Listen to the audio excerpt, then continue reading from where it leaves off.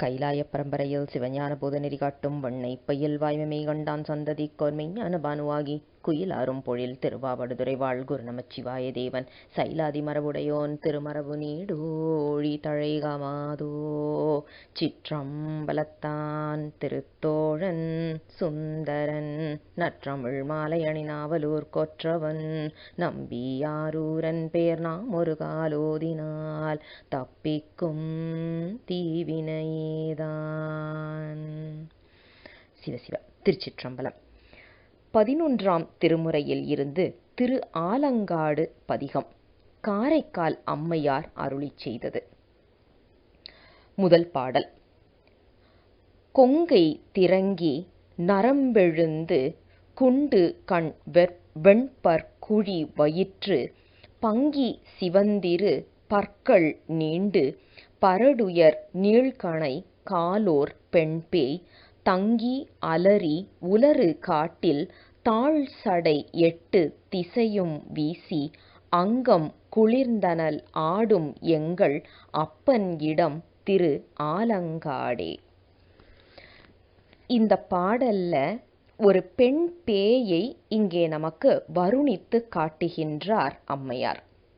அதாவது ஒரு பெண் பேய் அங்கே சுடுகாட்டில் உட்கார்ந்துருக்குதான். அது எப்படி இருக்கின்றது, அந்த பெண் பேயை பார்ப்பதற்கு எப்படி இருக்கின்றது அப்படின்னா, மார்பகங்கள் எல்லாம் சுருங்கி போய் அதே நேரத்தில் நரம்புகள், உடல்ல இருக்கிற நரம்புகள்லாம் அப்படியே மேலே எழுந்து நிற்கின்ற மாதிரி, இப்போ புடைச்சிட்டு நிற்குதுன்னு சொல்லுவோம் இல்லையா, அந்த மாதிரி நரம்புகள்லாம் எழுந்து நிற்குதான்.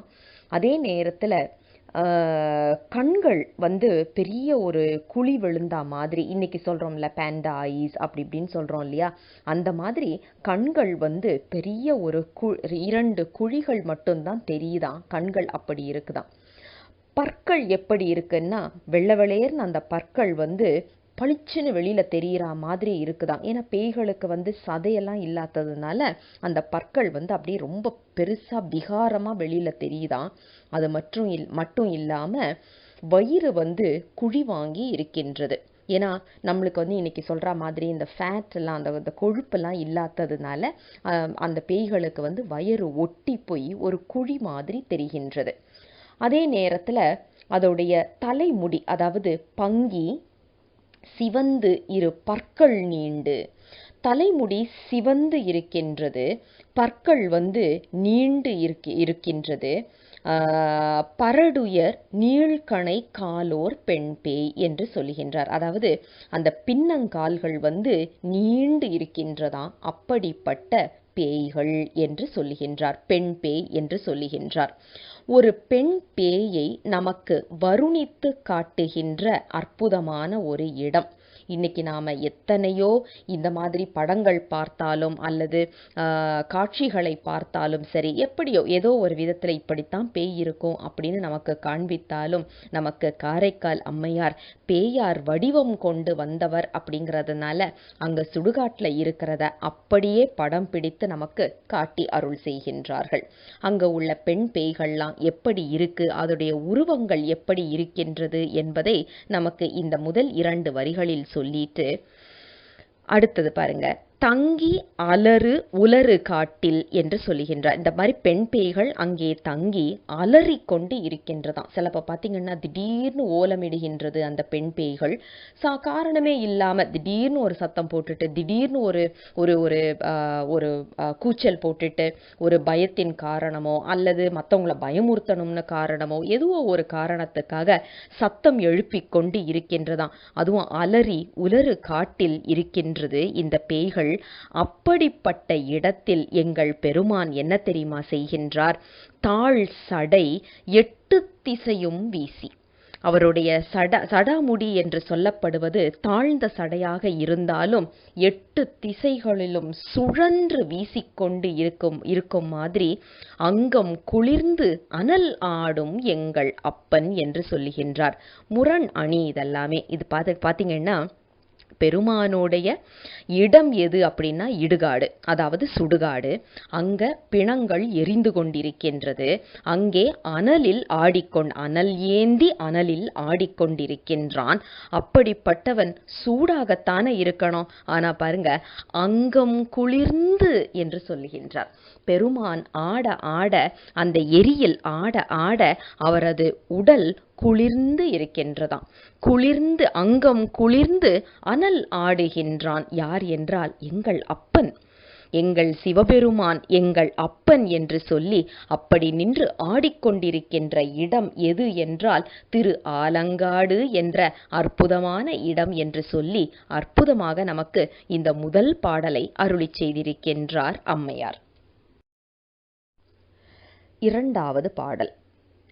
கள்ளி கவட்டிடை காலை நீட்டி கடைக்கொள்ளி வாங்கி மசித்து மையை உள்ள எழுதி வெடுவெடென்ன நாக்கு வெருண்டு விலங்கு பார்த்து துள்ளிச் சுடலை சுடுபிணத்தி சுட்டிட முற்றும் சுழிந்து பூழ்தி அள்ளி அவிக்க நின்றாடும் எங்கள் அப்பன் இடம் திரு ஆலங்காடே. இந்த இரண்டாவது பாடல் பார்த்தா ஒரு பேயோடைய வாழ்க்கையை நமக்கு, அதாவது ஒரு சுடுகாட்டில் இருக்கிற பேய் எப்படியெல்லாம் தன்னை அலங்காரம் செய்து கொள்ளுகின்றது அப்படிங்கிற குறிப்பை நமக்கு எடுத்து சொல்லுகின்றார். முதல் பாடல் ஒரு பேய் எப்படி இருக்கு, தோற்றம் எப்படி இருக்கு என்று சொன்னவர் இப்போ அந்த பேயோடைய அலங்காரத்தை நமக்கு எடுத்து சொல்லுகின்றார். அதாவது இந்த பேய் என்ன பண்ணுதான், நல்ல காலை நீட்டி உட்காந்துக்குதான். கள்ளி செடியில் காலை நீட்டி, கள்ளி செடி எவ்வளவு முள் இருக்கிறதுன்றது நமக்கு தெரியும். அங்கே போய் காலை நீட்டி உட்காந்துருக்கு அப்படின்னா என்ன அர்த்தம்? அது குத்துறதோ அதோடைய வலியோ இதற்கு தெரியாத ஒரு நிலைப்பாடு என்று பொருள். அங்கே கொள்ளிக்காக, அதாவது இந்த பிணங்கள் சுடுவதற்காக அந்த கொள்ளி போடுவாங்க இல்லையா, அந்த தீயை எடுத்து, அந்த கட்டையை எடுத்து அந்த தீயை அணைச்சிட்டு பார்த்தீங்கன்னா அது கருப்பாக இருக்கும் இல்லையா, அதை நல்லா குழைச்சி கண்ணுக்கு மை போல இட்டு கொள்ளுகின்றதான் அந்த பேய். ஏன்னா ஏற்கனவே பெண் பேய்னு சொல்லிட்டாரு, முதல் பாடல்லே சொல்லிட்டாங்க அம்மையார். அதனால இந்த பாடலும் அந்த பெண் பேய் என்றே நாம் எடுத்துக்கணும். கண்களை அழகுபடுத்தி கொள்ளி, அந்த கண்கள் ஏற்கனவே குழி விழுந்து இருக்கு அப்படின்னு சொல்லிட்டாங்க. குழி விழுந்த அந்த கண்களுக்கு மை தீட்டி மேலும் அழகு செய்து கொள்ளுகின்றதாம். நமக்கு நினைக்கிறதுக்கே பயமா இருக்கு. ஆனா அதுதான் அவர்களை பொறுத்த வரைக்கும் அழகு என்று பூசிக்கொள்ளுகின்றார்கள் அப்படின்னு சொல்லி அம்மையார் இங்கே சொல்றாங்க. அதாவது அந்த கரியை குழைத்து கண்ணுக்கு மை போல இட்டு கொள்ளுகின்றனவா அந்த பேய்கள். அது மட்டும் இல்லாமல் அதற்கு பிறகு ஒன்றுக்கொன்று சண்டை போட்டுக்கொண்டு, சிரித்து கொண்டு, ஒருத்தர் பயமுறுத்தி கொண்டு, ஒருத்தர் அணைத்து கொண்டு, அதாவது ஒரு பேயோடைய வாழ்க்கையை நமக்கு அழகாக அதாவது ஒரு சின்ன வயசு பெண்கள் எப்படி தன்னை அழகுபடுத்திக்கிட்டு அப்புறம் விளையாட்டுக்கு ஒருத்தர் சீண்டி விளையாடிக்கிட்டு இருப்போமோ அந்த குறிப்பை இங்க சொல்லுகின்றார். ஆனா பேய்கள் வடிவத்துல ஒன்றுக்கு ஒன்று அந்த பேய்கள் ஒன்றொன்று சண்டை போட்டுக்கிட்டு இருக்குதான். அது மட்டும் இல்லாம ஒருத்தரை பார்த்து ஒருத்தர் நகைச்சிட்டு கோவமா சிரிச்சிட்டு அந்த மாதிரி விளையாடி கொண்டு இருக்கின்றது. இப்படிப்பட்ட இடத்தில் பிணங்கள் எரிந்து கொண்டிருக்கின்றது. ஆனா என்ன பண்ணுதான் இந்த பேயி, அந்த சூடு, பிணங்கள் எரிந்து கொண்டிருக்குன்னா அவ்வளவு சூடா இருக்கும் இல்லையா, அது கூட இல்லாத அளவுக்கு அந்த புழுதியை எடுத்து ஒருத்தர் மேல ஒருத்தர் போட்டு விளையாடிக்கிட்டு இருக்கான். இன்னைக்கு நாம செய்யறோம் இல்லையா, ஒரு பீச்சுக்குன்னு போனோம்னா தண்ணியில இறங்கணும் அப்படின்னா அந்த தண்ணியை ஒருத்தர் மேல ஒருத்தர் வீசி விளையாடுறோம் இல்லையா, அதே மாதிரி பேய்கள் எங்க பீச்சுக்கா போகுது, சுடுகாட்டுல தான். அதனால சுடுகாட்டுல என்ன இருக்கோ அதை வைத்து விளையாடி கொண்டிருக்கின்றதாம். அந்த நெருப்பு புழுதியை எடுத்து ஒருத்தர் மேல ஒருத்தர் போட்டு விளையாடி கொண்டிருக்கின்றனவா இந்த பேய்கள். அப்படிப்பட்ட இடத்தில் நின்று எங்கள் சிவபெருமான் அந்த அந்த அந்த நெருப்புக்கு நடுவில் நின்று அழகாக ஆடிக்கொண்டிருக்கின்றார் அப்படின்னு சொல்லி அந்த காடையும், அதாவது சுடுகாடையும் அப்படிப்பட்ட இடத்தில் எங்கள் சிவபெருமான் இருந்து ஆடுகின்றார் அப்படிங்கிற குறிப்பையும், அதாவது முதல் பாடல்ல ஒரு பேய் எப்படி இருக்குன்னு சொன்னவங்க இரண்டாவது பாடல்ல அவங்களுடைய அலங்காரங்களை பத்தி அழகாக சொல்லி அருள் செய்கின்றார்கள். மூன்றாவது பாடல்.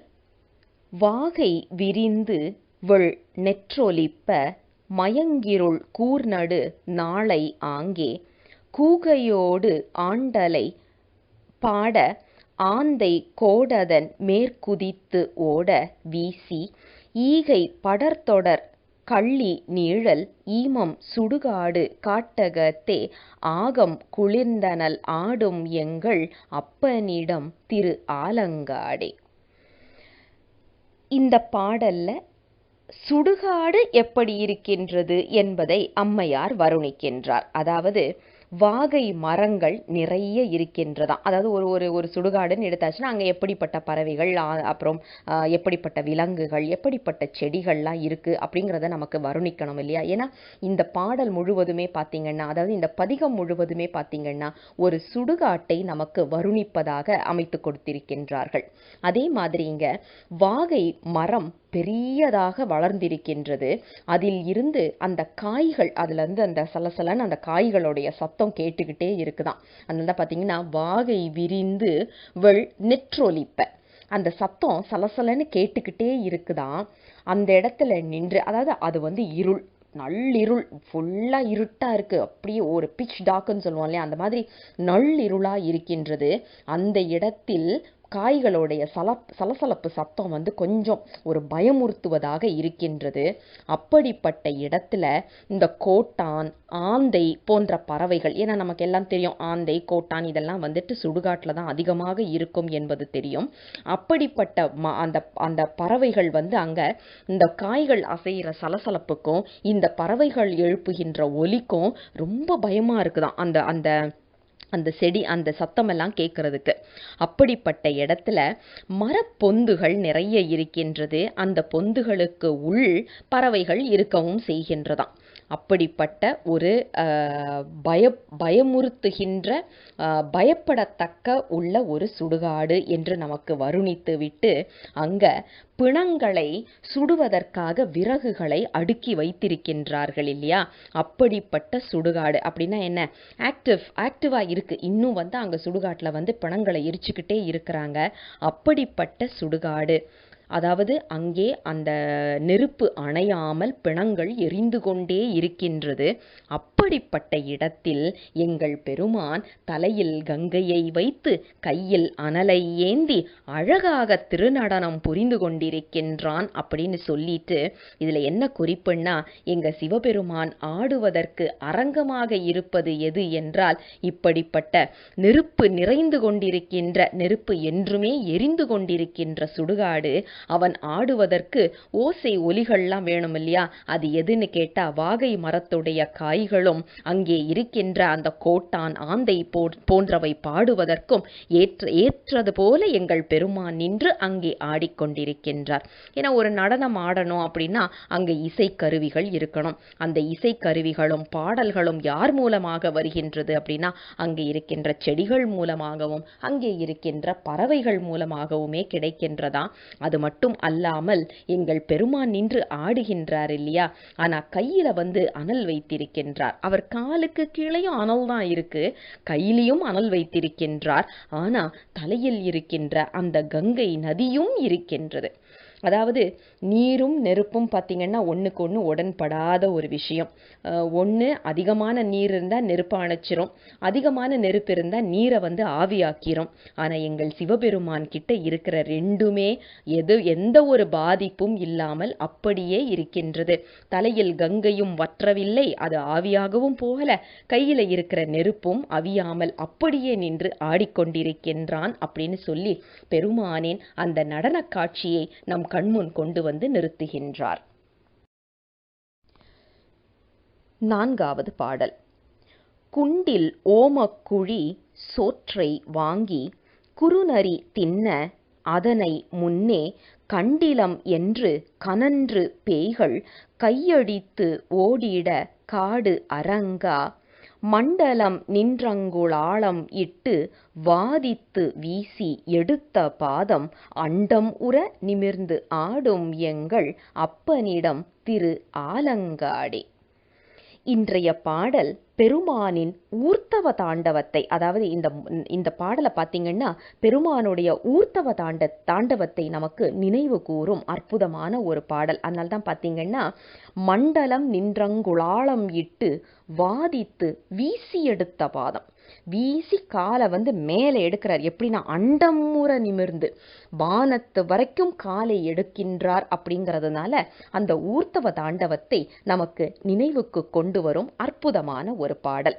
இதுல பாருங்க, இங்க வந்து குண்டில் ஓமக்குழி என்று சொல்லுகின்றார். அதாவது ஆழமாக இருக்கின்ற ஓமகுண்டங்கள் இருக்கின்றதாம். ஏன்னா அங்க வந்து அந்த பிணங்களுக்கு வந்து சாப்பாடு அப்படி அந்த காலத்துல வந்து பிணங்களை கொண்டு போய் எரிக்கிறதுக்கு முன்னாடி அதுக்கான பூஜை எல்லாம் செய்துட்டு அங்க அந்த உணவுகள் அதெல்லாத்தையும் வச்சுட்டு தான் வருவாங்க இல்லையா. அந்த ஒரு வழக்கத்தை வைத்து இங்கே சொல்லுகின்றார். அதாவது ஆழமான ஓம குண்டங்கள் இருக்கின்றதாம். அதுக்குள்ள வந்து சோறு நிறைய போட்டு வச்சிருக்கிறாங்க. அந்த பிணத்தை எரிக்கிறதுக்காக வந்தவங்க போட்டுட்டாங்க. இந்த அந்த அந்த சோறெல்லாம் அதுல இருக்கு. அதை பார்த்த உடனே அங்கே இருக்கின்ற நரிகள் வருகின்றது. எல்லாருக்கும் பசி இருக்கிறது தானே, நரியும் வருது அதை சாப்பிட்றதுக்கு. அதை சாப்பிட்றத பார்த்த உடனே அங்க இருக்கிற பேய்களுக்கு வந்து கோபம் வந்துருதான். ஏன்னா அது அதுங்களுக்குள்ள சாப்பாடு, பேய்களுக்குள்ள சாப்பாடு, அதை வந்து நரிகள் சாப்பிடுதுன்னு கோபம் வந்து கையை வச்சு அடிக்குதான். அதாவது கையை வச்சு அடிச்சு விரட்டுறதுக்கு முயற்சி சரிதான், ஓடு ஓடு அப்படின்னு சொல்லிட்டு. அந்த மாதிரி அந்த பேய்கள் வந்து நரிகளை துரத்தி கொண்டு இருக்கின்றது. இப்படிப்பட்ட இடம், அதாவது அந்த பேய்களுக்கு அவ்வளவு கோபம் வருது. ஒன்று அடிச்சு அந்த நரியை துரத்துறதுக்கு வந்து முயற்சி செய்து கொண்டிருக்கின்ற அப்படிப்பட்ட ஒரு காடு, சுடுகாடு என்று சொல்லிட்டு, இப்படிப்பட்ட இடத்தில் எங்கள் பெருமான் என்ன தெரியுமா செய்யறாரு? காலை அப்படியே மேல தூக்கி, அதிர மேல தூக்கி, அண்டம் எல்லாம் பார்க்குற அளவுக்கு தூக்கி நின்று ஊர்த்தவ தாண்டவம் ஆடிக்கொண்டிருக்கின்றார் அப்படிங்கிறது. ஏன்னா இது நம்மளுக்கு காளியோடு ஆடின அந்த நடனத்தை நமக்கு நினைவுக்கு கொண்டு வரும் ஒரு பாடல். காளியோடு ஆடி கூலியோடு ஆடி என்று நமக்கு 10ஆம் திருமுறையில ஒரு பாடல் வரும் இல்லையா, அந்த பாடலை நினைவுக்கு கொண்டு வரும் அற்புதமான ஒரு வரி இது. பெருமான் அந்த நடனத்தில் ஜெயிப்பதாக தனது கால்களை மேலே தூக்கி ஆடுகின்றார். அந்த இடத்துல காளி வந்து தோத்தாங்க அப்படிங்கிற குறிப்பு. அதை தான் இந்த பாடல்ல வைத்து நமக்கு அருள் செய்கின்றார்கள் காரைக்கால் அம்மையார். 5வது பாடல். விழுது நிணத்தை விழுங்க விட்டு வெண்தலை மாலை விரவ பூட்டி கழுது தன் பிள்ளையை காளி என்று பேரிட்டு சீருடை தாவளர்த்து புழுதி துடைத்து முலை கொடுத்து போயின தாயை வரவு காணாது அழுதுறங்கும் புறம் காட்டில் ஆடும் அப்பனிடம் திரு ஆலங்காடே. அதாவது ஒரு பேய்களுக்கும் அழகான ஒரு குடும்ப வாழ்க்கை இருக்கின்றது. அது அங்கேயும் வந்து குழந்தை குட்டியோட இருக்கிறாங்க அப்படிங்கிற அந்த ஒரு வருணனையை நமக்கு எடுத்து சொல்லும் ஒரு பாடல். உண்மையாவே நாம பேயை பார்த்து இத்தனை காலம் எப்படியெல்லாம் பயந்திருப்போங்கிறதுக்கு வந்து அளவே கிடையாது. ஆனா இந்த பாடலை படிச்ச பிறகு, இந்த பதிகத்தை படித்த பிறகு பேய்கள் மேல் நமக்கு பயம் வராது.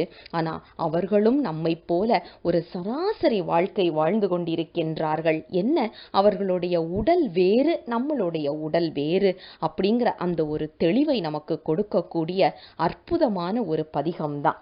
அதனால தான் பாருங்க, இந்த பாடல்ல அந்த பிணங்கள் வெந்து கொண்டிருக்கின்றதாம். சுடுகாட்டில் பிணங்கள் வெந்துட்டு இருக்கு. வேகும்போது இந்த உடல்ல இருக்கிற அந்த கொழுப்பு இருக்கு இல்லையா, அது வந்து உருகி அப்படியே வடிந்து கொண்டு வருகின்றது. அந்த கொழுப்பு உருகி வடிகின்றது. அப்படி வடிகின்ற அந்த கொழுப்பை நல்லா உருட்டி ஒரு பால் மாதிரி உருட்டி அதை வந்து சாப்பிட்றதுக்கு தனது குட்டிங்களுக்காக அந்த பிசாசுகளும் பேய்களும் கொண்டு போய் கொடுக்குதாம்.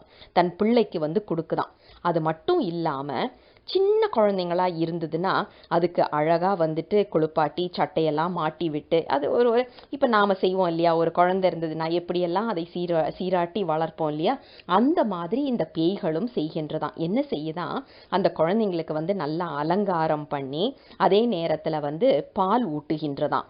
பால் ஊட்டிட்டு இந்த எல்லாம் நல்லா அந்த அழுக்கெல்லாம், ஏன்னா சுடுகாடுங்கும் போது அங்க ஒரே புழுதியா இருக்கும் இல்லையா, அந்த புழுதியெல்லாம் தொடச்சு அழகாக பால் ஊட்டி அதை வந்து படுக்க வச்சுட்டு இந்த தாய் பேய்கள் வந்து வெளியில போகுதாம். இந்த தாயை காணவில்லை என்று இந்த இந்த குட்டிங்க வந்து அழுது, இந்த பேய் குட்டிகள் இருக்கு இல்லையா, அதுங்களுக்கெல்லாம் பேரை பாருங்க, காளின்னு வைக்கிறாங்களாம். அந்த நாம கூட இன்னைக்கு நம்ம பிள்ளைங்களுக்கு வந்து அழகான தமிழ் பேரை வைக்கிறது கிடையாது.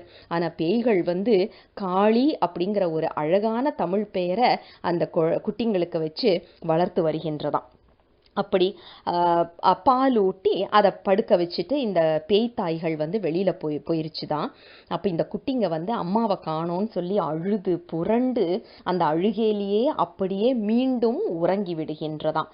அப்படிப்பட்ட சுடுகாடு என்று சொல்லி ஒரு பேயின் வாழ்க்கையை நமக்கு அழகாக சித்தரித்து காட்டியுள்ளார் இந்த பாடல்ல. இப்படிப்பட்ட இடத்தில் நின்றுதான் எங்கள் பெருமான் ஆடிக்கொண்டிருக்கின்றார். எப்படி? எங்கள் அப்பன் திரு ஆலங்காடு என்ற காட்டில் நின்று இப்படி ஆடிக்கொண்டிருக்கின்றார் அப்படிங்கிற குறிப்பை நமக்கு மிக அழகாக எடுத்துச் சொல்லுகின்றார். 6வது பாடல். பட்டடி நெட்டுகிர் பாருகார் பேய் பருந்தொடு கூகை பகண்டை ஆந்தை குட்டியிட முட்டை கூகை பேய்கள் குறுநரி சென்றணங்காடு காட்டில் பட்டடி துப்புரம் காட்டில் இட்ட புணத்தினை பேர புரட்டி ஆங்கே அட்டமே பாய நின்றாடும் எங்கள் அப்பனிடம் திரு ஆலங்காடே என்று சொல்லுகின்றார். அதாவது இந்த பேய்கள் இருக்கின்ற இடத்தில் எப்படிப்பட்ட பறவைகள் இருக்கு, அதே மாதிரி அங்கே என்ன விதமான ஒரு மிருகங்கள் இருக்கு அப்படிங்கிறத அந்த காடுடைய வருணனையாக இந்த பாடலை சொல்லி அருள் செய்கின்றார். அதாவது எப்படி இருக்கின்றதா அங்கே உள்ள அந்த பேய்கள்னா, மடிந்து நீண்ட நகம் இருக்கின்றதாம். அதனால தான் பார்த்தீங்கன்னா நம்மளை எப்பவுமே சொல்லுவாங்க, ஏன் இப்படி பேய் மாதிரி நகத்தை வளர்த்து வச்சிருக்க, வெட்டேன் அப்படின்வாங்க. ஆனால் இன்னைக்கு அதுவே ஸ்டைலாக போச்சுது. நாம் எதெல்லாம் வந்து செய்யக்கூடாது, இதெல்லாம் நமக்கு உகந்தது இல்லை என்று நம்மை வளர்த்தார்களோ, இன்றைய காலகட்டத்தில் நாம் எல்லாம் என்ன பண்ணிடுறோம், மாடர்னைசேஷன் அது இதுன்னு சொல்லிட்டு, ஏன்னா இதெல்லாம் வந்து நாகரீகம் நவநாகரீகம் அப்படின்னு சொல்லிட்டு பேய்கள் செய்து கொண்டிருப்பதை நாம் செய்து கொண்டிருக்கின்றோம். அவ்வளவுதான். நகத்தை நல்ல நீளமாக வளர்த்து வைத்திருக்கின்றதா இந்த பேய்கள். அது மட்டும் அல்லாமல் அதற்கு கால்லாம் சரியா இருக்காது இல்லையா, அதனால அந்த வழுக்கும் கால்கள் வந்து அப்படியே வழுக்கிற மாதிரி இருக்கான். ஏன்னா நம்மளை மாதிரி பாதங்கள் கிடையாது. அதனால தான் சொல்லுவாங்கல்ல, தேவர்களுக்கும் சரி பேய்களுக்கும் சரி கால் கிடையாது, நமக்கு மட்டும்தான் பெருமான் கால் கொடுத்திருக்கிறாரு. கால்களால் பயன் என் என்று நம்ம அப்பர் பெருமான் அதுக்காகத்தான் பாடினாரு. நாம வந்து கோகரணம் கோபுரங்களை வலம் வருவதற்காகத்தான் ஆலயங்களை வலம் வர மட்டுமே நமக்கு கால்கள், வேற யாருக்குமே கால் கொடுக்கல சாமி. அப்ப நாம அந்த காலை எப்படி பாதுகாத்து எப்படிப்பட்ட ஒரு பயனை அடைய வேண்டும் என்பதை நாம் புரிந்து கொள்ள வேண்டும். அதுக்குதான் வழுக்கும் கால்களை கொண்டதாக இருக்கின்றதா அந்த பேய்கள்.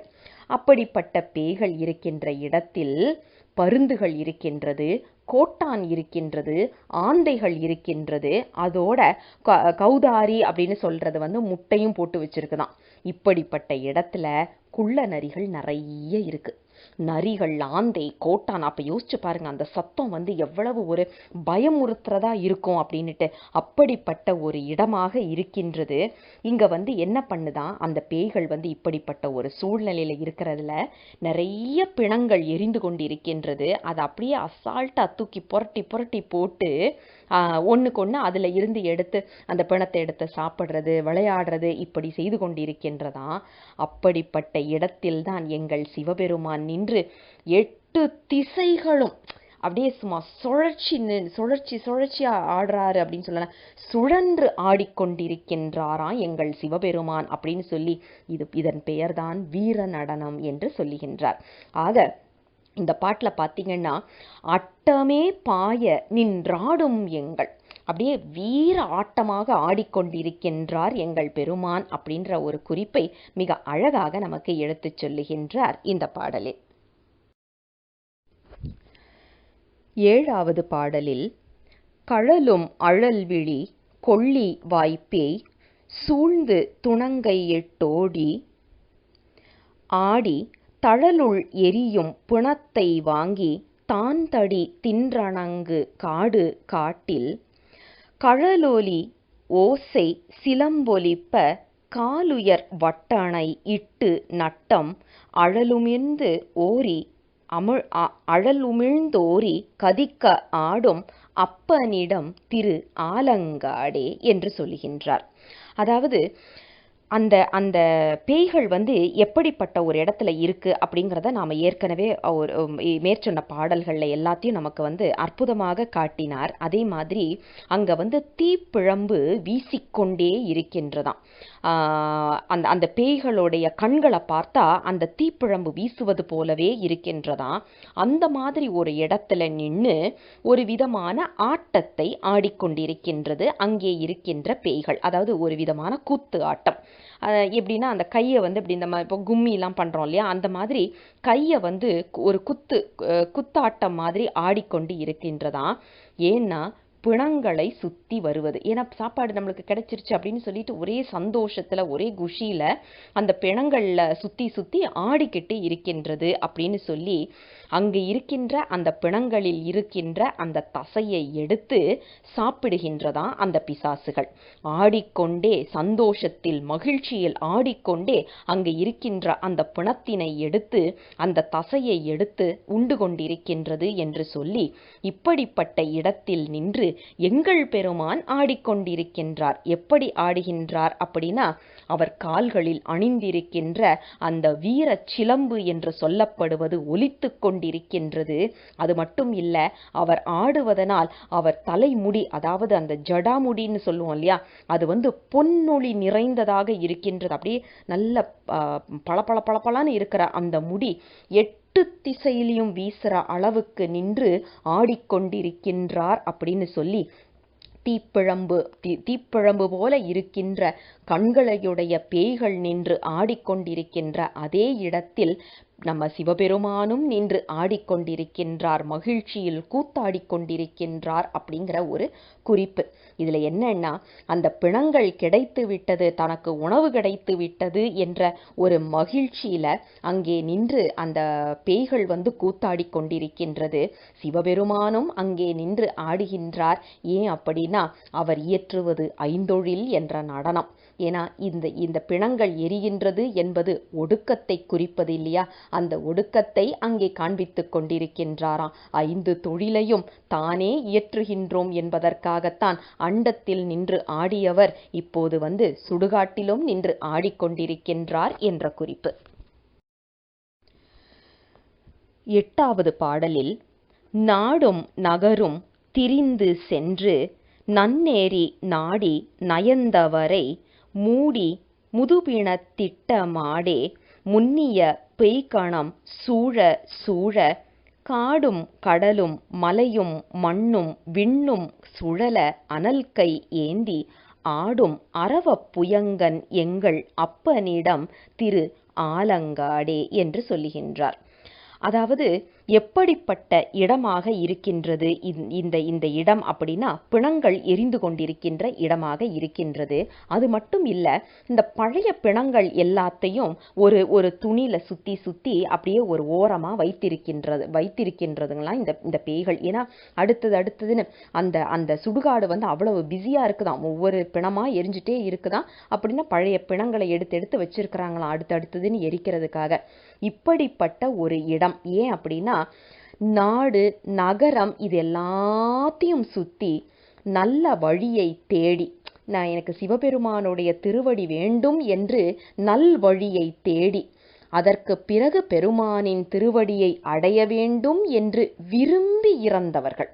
அதுதான் அங்க முக்கியம். அதாவது ஐயோ சாகுறோமே அப்படின்னு, ஏன்னா மரண பயம் யாருக்கு இருக்கின்றதோ அவர்களுக்கு கண்டிப்பாக மறுபிறவி உண்டு. இது நமக்கு எழுதப்படாத ஒரு சட்டம் என்பது நமக்கு தெரியும்.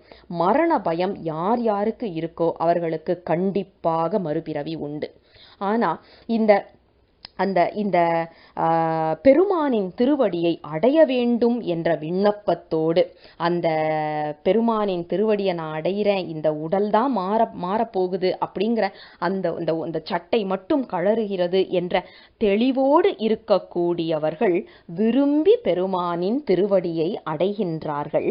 அப்படிப்பட்ட பிணங்களை இங்கே தனியாக எடுத்து வைத்துக்கொண்டு இந்த பேய்கள் ஆடிக்கொண்டிருக்கின்றதாம். இப்படிப்பட்ட இடத்தில்தான் எங்கள் பெருமான் காடு, கடல், மண், மலை, விண் என்று எதை எடுத்தாலும் அது சுழலுவது போல. அதாவது மண், கடல் நீராலானது, அதே மாதிரி விண் இது ஆகாயம்.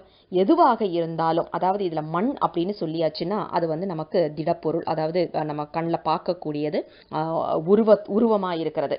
கடல்னு பார்த்தீங்கன்னா உருவம், ஏன்னா அது எந்த பாத்திரத்தில் நம்ம எடுக்கிறோமோ அந்த உருவத்தை எடுக்கும், அதற்கு ஒரு உருவம் கிடையாது. அதே மாதிரி பார்த்தீங்கன்னா விண் விண் அருவம். ஆக உருவம் அருவம் அருவுருவம் அனைத்தும் சுழலும் அளவுக்கு நின்று ஆடிக்கொண்டிருக்கின்றான் எங்கள் பெருமான். அவன் அணிந்து கொண்டிருக்கின்ற ஆபரணம் எது தெரியுமா? பாம்பையே அணிகலனாக அணிந்து கொண்டிருக்கின்றான். நெருப்பினை கையில் ஏந்தி மிக அழகான திருக்கூத்து நிகழ்த்தி கொண்டிருக்கின்றான். ஏன்னா அவன் எதிர்பார்த்து இருப்பது உயிர்கள் அவன் திருவடிகளை சேர வேண்டும் என்பது. இங்கே சில உயிர்கள் அப்படி ஒரு விருப்பத்தோடு அவன் திருவடியை தேடி வந்ததனால மிகவும் மகிழ்ச்சியில் எங்கள் சிவபெருமான் நின்று ஆடிக்கொண்டிருக்கின்றான் அப்படிங்கிற குறிப்பை நமக்கு இந்த பாடலில் எடுத்துச் சொல்லுகின்றார்.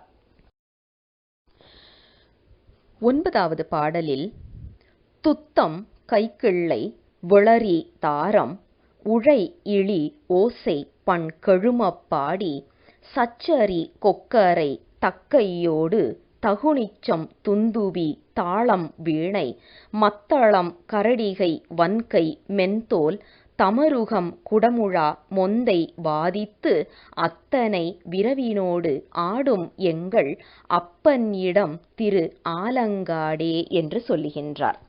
அதாவது ஏழிசையாய் இசைப்பயனாய் என்று நம் நம்பி ஆரூரர் சொல்லுவது போல ஏழு இசையாகவும் இருக்கின்ற எங்கள் சிவபெருமான் இந்த 7 இசையும் ஒரே நேரத்தில் அழகான ஒரு ஓசையாக ஒலித்து கொண்டிருக்கின்ற இடத்தில் நின்று பலவிதமான வாத்தியங்களோடு பலவிதமான அந்த இசை கருவிகள், அதாவது பறைகள், முழக்கம், அப்புறம் உடுக்கை, குடமுழா, இப்படிப்பட்ட வாத்தியங்கள் எல்லாம் ஒலித்து கொண்டு இருக்கின்றது. அங்கே 7 விதமான அந்த அந்த இன்னைக்கு சொல்றோம்ல 7 ஸ்வரங்கள் அப்படின்னு சொல்றோம் இல்லையா, அந்த குறிப்பையும் இங்கே சொல்லி, அதாவது நமக்கு 7 ஸ்வரங்கள் அப்படிங்கிறது இன்னைக்கு வடமொழியிலிருந்து வந்ததுன்னு நம்ம நினைச்சிட்டு இருக்கிறோம். ஆனா அதற்கு வித்திட்டது தமிழ் பண்கள் தான்.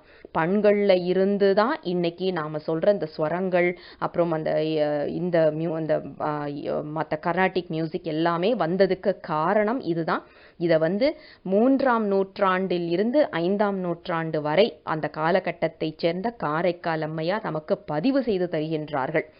இங்க பாருங்க, இதுல துத்தம் என்பது இன்னைக்கு நாம சொல்றோம்ல சரிகம பதனிசா, அதுல அந்த ரீ என்பது துத்தம், அதுல க அத சரி க இருக்குல்ல அது கைக்கிள்ளை, மா என்பது உழை, பா என்பது இழி, தா என்பது விளரி, நீ என்பது தாரம். இதுல பாருங்க சரி க ம ப த நீ சா, இந்த இடத்துல துத்தம், கைக்கிள்ளை, உழை, இழி, விளரி, தாரம் அனைத்தையும் வைத்து அற்புதமாக நமக்கு சொல்லி கொடுக்க இதுதான் நம்ம பண்களுடைய அடித்தளம் என்பதை நமக்கு அழகாக பதிவு செய்து கொடுக்கின்றார்கள் காரைக்கால் அம்மையார்.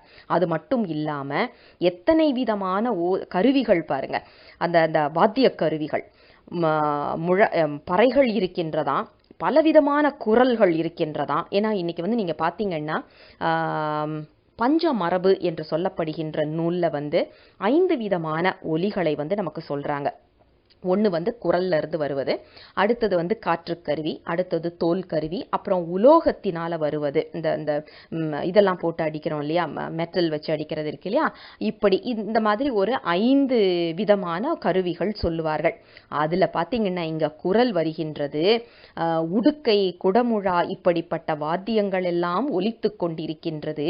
இப்படிப்பட்ட அழகிய ஓசைகளும் ஒலிகளும் இசையும் நிறைந்த இடத்தில் நின்று அற்புதமான நடனத்தை, திருநடனத்தை ஆடிக்கொண்டிருக்கின்றார் எங்கள் சிவபெருமான் அப்படிங்கிற குறிப்பை பதிவு செய்து முதல்ல அம்பலவாணர் என்று சொல்லப்படுகின்ற அந்த புரோட்டோடைப்பை நமக்கு கொடுத்தது யாரு அப்படின்னாக்க நமக்கு காரைக்கால் அம்மையார் தான்.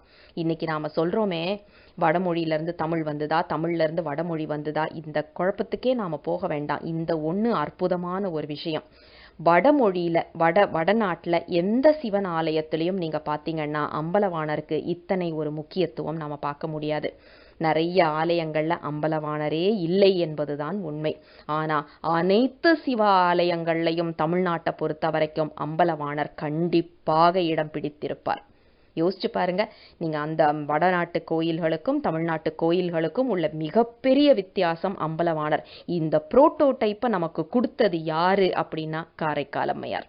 ஏன்னா அதுக்கு முன்னாடி இதுக்கான சான்று இல்லை, அதற்கு பிறகு நிறைய சான்றுகள் நமக்கு வருகின்றது. அந்த அம்பல கூத்தனை நம் கண்முன் கொண்டு வந்து நிறுத்தியது யார் என்றால் காரைக்கால் அம்மையார். அவர்கள் பார்த்ததை அப்படியே வார்த்தைகளில் கொடுத்து இப்படிதான் அம்பலவாணருடைய நடனம் இருக்கின்றது என்பதை நமக்கு தத்ரூபமாக காண்பித்து அருள் செய்கின்றார். 10வது பாடல். புந்தி கலங்கி மதிமயங்கி இறந்தவரை புறம் காட்டில் இட்டு சந்தியில் வைத்து கடமை செய்து தக்கவர் இட்ட செந்தீவிளக்கா முந்தி அமரர் முழவின் நோசை திசைக்கது வச்சிலம் பார்க்க ஆர்க்க அந்தியில் மானடம் ஆடும் எங்கள் அப்பனிடம் திரு ஆலங்காடே என்கின்றார். அதாவது இது நம்மளுடைய வாழ்க்கையை எடுத்துச் சொல்லும் ஒரு பாடல்.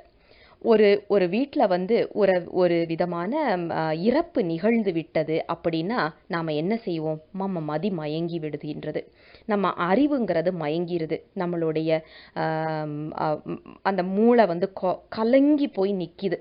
யோசிச்சு பாருங்க, மரணம் என்பது எத்தனை பெரிய ஒரு இழப்பு நம்மை பொறுத்த வரைக்கும் என்பது நம்ம தனிப்பட்ட முறையில் பார்க்குறோம். ஆனால் அது பெருமானின் திருவடியை அடைகின்றார்கள் அப்படிங்கிற அந்த ஒரு தெளிவு நமக்கு இருந்தால் அவ்வளவு கலக்கம் வராது. ஆனால் சாதாரண மனிதர்களாகிய நாம் நம்மளுடைய இழப்பை பெரிய ஒரு விஷயமா பார்க்குறோம். நம்ம அறிவு மயங்கிருது, நம்மளுடைய புத்தி கலங்கி நிற்கின்றது. அப்படிப்பட்ட ஒரு நிலையில் இந்த இறந்தவர்களை கொண்டு போய் சுடுகாட்டில் போட்டு சந்தியில் வைத்து அந்த சாயங்கால நேரத்தில் குடத்தில் இருக்கின்ற அந்த குடத்தை உடைச்சு, நம்ம சுற்றி வரும்போது குடத்தை உடைப்பாங்க இல்லையா, 3 தடவை உடைச்சு சொந்த மகனே தீ வைக்க, நாம் பெத்து வளர்த்து எத்தனையோ பாலூட்டி சீராட்டி வளர்த்திருப்போம். அப்படிப்பட்ட மகன் அந்த தாய்க்கோ தந்தைக்கோ தீ வைக்க ஈமக்கடன் முடிக்கின்ற சுடுகாடு என்று சொல்லுகின்றார். அவ்வளவுதான், முடிஞ்சிருச்சு, ஃபுல் ஸ்டாப். என்னதான் அரண்டு புரண்டு அழுதாலும் மாண்டவர் மீண்டு வருவது இல்லை. இந்த குறிப்பை தான் நாம் நல்லா ஞாபகம் வச்சுக்கணும். உயிருக்கு அழிவு கிடையாது, ஆனால் உடலுக்கு அழிவு உண்டு. அந்த உடல் என்பது பெருமானின் அதாவது மாயா காரியங்கள்ன்றதுனால அந்த மாயையிலேயே போய் ஒடுங்கி விடுகின்றது. இப்படிப்பட்ட ஒரு இடத்தில் நின்றுதான் எங்கள் சிவபெருமான் ஆடிக்கொண்டிருக்கின்றார். எப்படிப்பட்ட இடம்? பெத்த மகனே ஈமக்கடனை முடித்து அருள் செய்கின்ற அந்த ஒரு சுடுகாடு. ஏன்னா அதுவும் அருள் செய்கிறது தானே. அப்படிப்பட்ட ஒரு சுடுகாட்டில் காலில் இருக்கிற சிலம்பு ஒலிக்க, அழகான அந்த ஒலிக்கிற சத்தம் கேட்டுட்டே இருக்கிறான். பிரளய முடிவில் நின்று எங்கள் பெருமான் ஆடிக்கொண்டிருக்கின்றார். ஊழிகாலம் என்று சொல்லப்படுகின்ற அந்த நேரத்தில் நின்று அற்புதமான நடனத்தை இயற்றிக் கொண்டிருக்கின்றார் எங்கள் சிவபெருமான் அப்படிங்கிற குறிப்பை நமக்கு இந்த பாடலில் வைக்கின்றார். என்ன குறிப்புன்னா, எப்படிப்பட்ட சொந்தங்களாக இருந்தாலும், எப்படிப்பட்ட பந்தங்களாக இருந்தாலும், எப்படிப்பட்ட உறவுகளாக இருந்தாலும் என்றாவது ஒரு நாள் கண்டிப்பாக பிரிந்தே ஆவார்கள். நான் உயிரே வச்சு பழகினேன் தெரியுமா அப்படின்னு சொன்னாலும் மாண்டவர் திரும்பி வருவது கிடையாது. நம்ம எவ்வளவுதான் அன்பு கொட்டி நம்ம காமிச்சிருந்தாலும், சீராட்டி பாலூட்டி எப்படி வளர்த்திருந்தாலும், எப்படிப்பட்ட ஒரு அன்பை நாம் பொழிந்திருந்தாலும் மாண்டவர் மீண்டும் வருவது இல்லை. அது பெருமானிடம் சென்று விடுவது என்பதை நாம் நினைவில் கொள்ள வேண்டும். ஏன் அப்படின்னா, இன்னைக்கு நம்ம கிட்ட இருக்கிற அனைத்து பிரச்சனைகளுக்கும் காரணம் என்ன என்றால் பாசம். இன்னைக்கு நாம வைக்கிற பாசம் தான் நமக்கு அதை கரெக்டாக அதுக்கு பாசம்னு பேர் வச்சாங்க. யோசிச்சு பாருங்க, இந்த குளத்துல எல்லாம் பாசம் நிறைஞ்சு இருக்கும், காலை வச்சு அப்படியே வலிக்கிட்டு இழுத்துட்டு போயிடும். பாசம் என்பது நம்மை ஆழ்குழியில் தள்ளுவது என்பதை நாம் நினைவில் கொள்ள வேண்டும். இன்றைக்கு நாம் வைக்கும் பாசம் நமக்கு அதைத்தான் எடுத்து காட்டுகின்றது. இது கண்கூடா நமக்கு காண்பிப்பதற்காகத்தான் பெருமான் இன்னைக்கு இத்தனை பேரையும் நமக்கு கொடுத்து நல்ல அன்புவை அப்படின்னு நல்லா ஏற்றி விட்டுட்டு அப்படியே புடுங்கிக்கிறார். ஏன் அப்படின்னா இந்த இந்த உண்மையை நீ உணர வேண்டும். இது எதுவுமே நிரந்தரம் இல்லை என்பதை நீ உணர வேண்டும். உண்மையான இன்பம் எது என்பது திருவடி இன்பம். அதை நீ உணர்ந்து அங்க வருவதற்கு நீ ஏங்க வேண்டும் என்ற குறிப்பில்தான் பெருமான் இதை செய்கின்றார். இன்னைக்கு நம்மை விட்டு ஒருவர் சென்று விட்டார் அப்படின்னு நாம உட்கார்ந்து அழுதுட்டு இருக்கிறத விட பெருமானின் திருவடிகளுக்கு சென்றிருக்கின்றார். பெருமான் யான் பார்த்துக்கிட்டதை விட பெருமான் நல்லா பார்த்துக்குவாரு அப்படிங்கிற அந்த ஒரு தெளிவோட நாம அனுப்பி வைக்கிறதுக்கு மனம் தயாராக வேண்டும். அந்த குறிப்பை தான் இந்த பாடலில் சொல்லி அருள் செய்கின்றார் நமக்கு காரைக்கால் அம்மையார். 11வது பாடல். ஒப்பினை இல்லவன் பேய்கள் கூடி ஒன்றினை ஒன்றடி தொக்கலித்து பப்பினை இட்டு பகண்டை பாட பாடிருந் தன்னாரி யாழ் அமைப்ப அப்பனை அணிதிரு ஆலங்காட்டு எம் அடிகளை செடிதலை காரைகார்பேய் செப்பிய செந்தமிழ் பத்தும் வல்லார் சிவகதி சேர்ந்தின்பம் எய்துவாரே. இது திருக்கடைக்காப்பாக அமைந்த பாடல். அதாவது திருக்கடைக்காப்பு என்று சொல்லி அதில் தனது பெயரை குறிப்பிட வேண்டும் என்று சொல்லி அந்த பண்வரிசையை நமக்கு சொல்லிக் கொடுத்தவர் முதல்ல இது எல்லாத்தையும் நமக்கு அறிமுகம் செய்தவர் காரைக்கால் அம்மையார் என்பதை மறந்துவிடக்கூடாது. அதனாலதான் அவர்கள் வழியில்தான் நம் காழிப்பிள்ளையாராக இருக்கட்டும், அப்பர் பெருமானாக இருக்கட்டும், நம்பி ஆரூரராக இருக்கட்டும், அவர்கள் அருளி செய்த பதிகங்கள் அனைத்துமே திருக்கடைக்காப்பாக காரைக்கால் அம்மையாரின் வழியிலேயே நடந்து வந்தவர்கள். இப்போ இந்த 11வது பாடல் பார்த்தீங்கன்னா பேய்கள் கூட்டத்தை நமக்கு அழகாக கண்முன் கொண்டு வந்து காண்பித்து அருள் செய்தாங்க. அதாவது ஒரு சுடுகாடு, அந்த சுடுகாட்டில் இருக்கிற பேய் கூட்டம், இந்த பேய் கூட்டத்துக்கு நடுவில் நின்று நம்ம சிவபெருமான் ஆடிக்கொண்டிருப்பது, இதை தான் நமக்கு ஒவ்வொரு பாடல்லையும் சொன்னாங்க. அந்த குறிப்பை இங்கே அழகாக ஒரு மொத்தமாக திரண்ட கருத்துக்கள் போல நமக்கு சொல்லுகின்றார்கள். அதாவது ஒப்பு சொல்ல முடியாத இந்த இந்த இந்த பேய் கூட்டம் இருக்குல்ல, ஒப்புமையே சொல்ல முடியாதான் அப்படிப்பட்ட ஒரு பேய் கூட்டமாக இருக்கின்றது. அவங்க எல்லாம் அப்படியே வட்டமா நின்று ஆடிக்கொண்டிருக்கின்றார்கள். அவங்க ஆடுவதற்கு ஏற்ப அங்கே வாத்தியங்கள் முழங்கிக் கொண்டு இருக்கின்றது. அதற்கு ஏற்ப நரிகள் அங்கே ஊளையிட்டு கொண்டிருக்கின்றது. இந்த நரிகள் இடுகின்ற ஊளை இருக்கு இல்லையா, அது யாழ் போல சத்தம் கேட்குதான். அந்த பேய்கள் கைத்தட்டி ஆட்டம் ஆடுவது முழக்கம் போல இருக்கின்றதாம். இந்த இசைக்கருவிக்கு ஏற்ப எங்கள் சிவபெருமான் நின்று ஆடிக்கொண்டிருக்கின்றார். எங்கே என்றால் காரைக்கால் அம்மையார் என்று சொல்லப்படுகின்ற தாம் பேய் வடிவம் கொண்டு அவன் ஆட்டத்தை கண்ணார கண்டு அனுபவித்து மேற்சொன்ன அந்த பாடல்கள் அனைத்தையும் நமக்காக அருளி செய்திருக்கின்றேன் என்று ஒரு குறிப்பை சொல்றாரு. அதாவது இது அனைத்தையும் இந்த மேற்சொன்ன அந்த 10 பாடல்களும் காரைக்கால் அம்மையார் அவர் கண்டதை கண்டவாறு நமக்கு அருளி செய்கின்றார். அப்படியே பார்த்ததை பதிவு செய்கிறாங்க. இதுதான் நமக்கு கடைசி பாடல்ல சொல்றாங்க, நான் பார்த்ததை அப்படியே உங்களுக்கு வருணனையாக கொடுக்கின்றேன் என்ற குறிப்பு. இதுல என்ன முக்கியமா நாம தெரிஞ்சுக்க வேண்டியது அப்படின்னா, இந்த பேய்கள் நாம் வெளியில் எங்கேயும் தேட வேண்டாம். நாம தான் அந்த பேய்கள். யோசிச்சு பாருங்க, இந்த உடலுக்கு உள்ள இருந்து என்ன ஆட்டம் போட்டுட்டு இருக்கிறோம். நம்மளுடைய உடல் அழகுபடுத்திக்கிறதா இருந்தாலும், இந்த வயத்துக்கு சாப்பாடு தேடுறதாக இருந்தாலும், நம்ம குழந்தைங்க குட்டிங்க நம்ம வீட்டில் இருக்கிறது, நம்மளுடைய பொருள் நாம் சேர்த்து வச்சிருக்கிறது, எல்லாத்தையுமே நாம் வைக்கின்ற அன்பு, இது அனைத்தையுமே ஒரு பேயின் வடிவத்தில் நமக்கு காண்பித்தாலும் இது உண்மையில் நம்மளுடைய வாழ்க்கை அப்படிங்கிறத நாம் மறந்துடக்கூடாது. இது அப்படியே நம்ம வாழ்க்கையை படம் பிடித்து நமக்கு காட்டியது. ஒரு அலங்காரம் என்ற ஒரு குறிப்பில் நமக்கு சொல்கிறாங்க.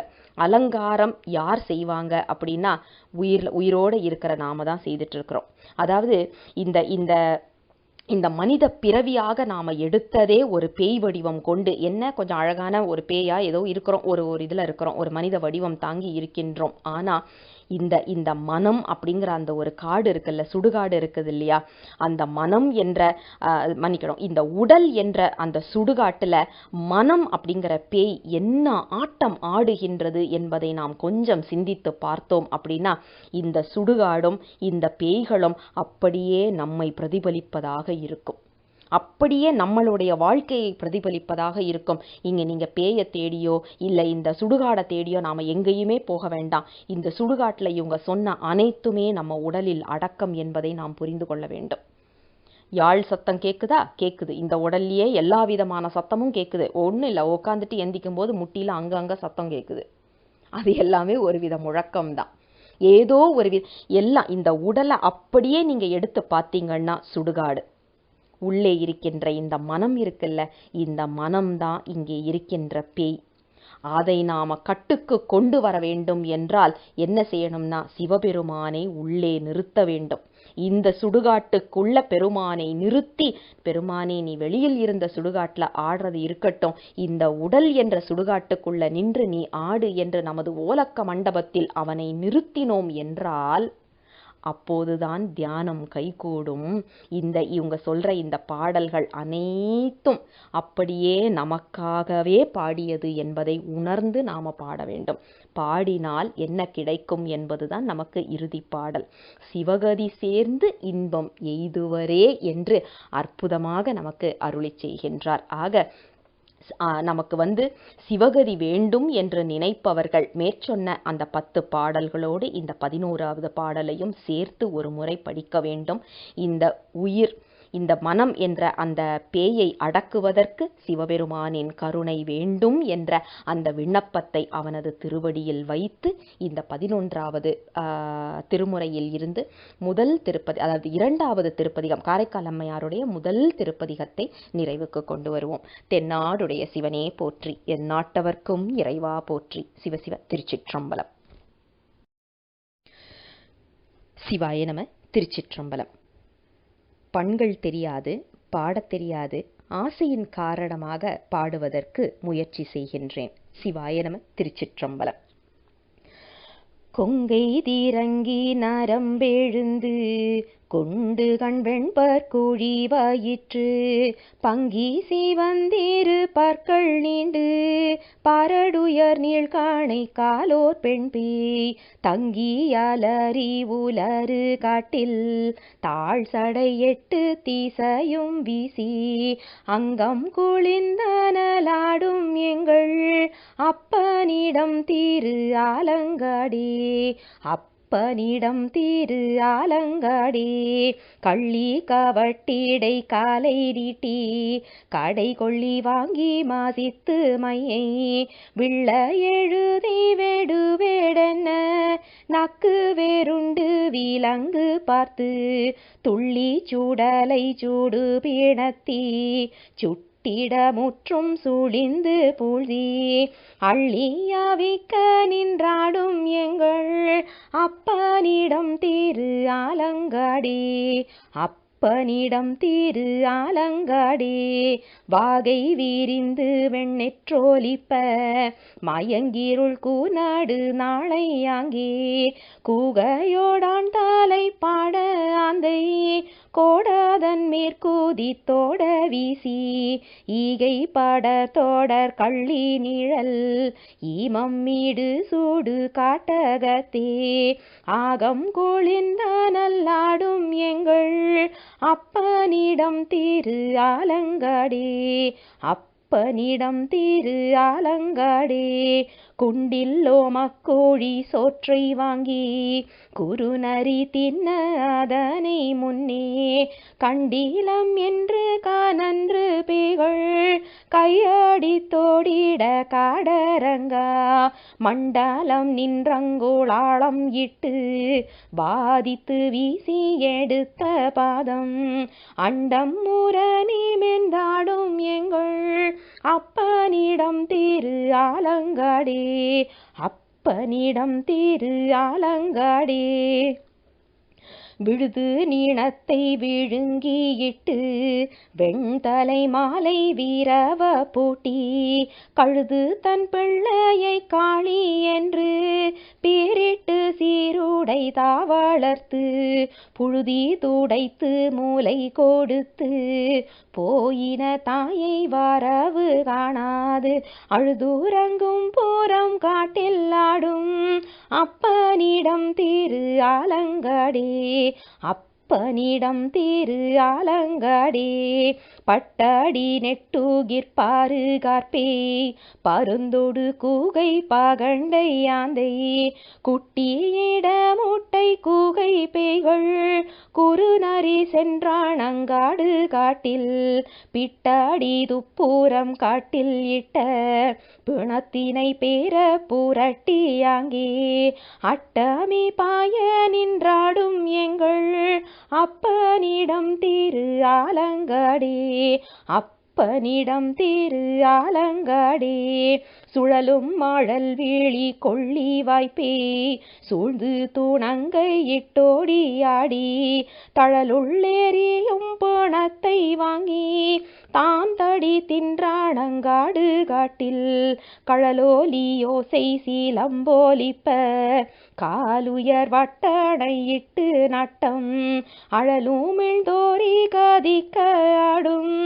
அப்பனிடம் திரு ஆலங்காடே அப்பனிடம் திரு ஆலங்காடே நாடும் நகரும் தீரிந்து சென்று நன்னெறி நாடி நாயந்தவரை மூடி முது பிணத்திட்ட மாடே முன்னிய பேய் காணம் சூழ சூழ காடும் கடலும் மாலையும் மண்ணும் சுழல அனல் கையேந்தி ஆடும் மரவ புயங்கன் எங்கள் அப்பனிடம் திரு ஆலங்காடே அப்பனிடம் திரு ஆலங்காடே துத்தம் கை கிள்ளை விளரிதாரம் உழையிழி யோசை பண் கெழும பாடி சச்சரி கொக்கரை தக்கையோடு தகுடிதம் துந்துபி தாளம் வீணை மத்தளம் கரடிகை வன்கை